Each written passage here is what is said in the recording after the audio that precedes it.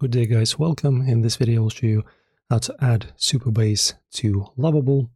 So firstly, of course, make sure that you have both accounts set up, so both Lovable and Supabase. Make sure to register, and also I recommend, of course, logging in into both so that your connection is just simply faster.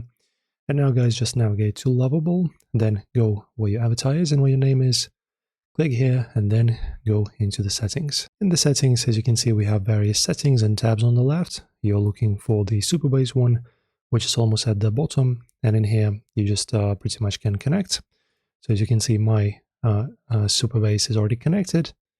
And yeah, you just pretty much do it easily. You just connect in here, press on the button, then you will authorize by giving a Supabase certain permissions.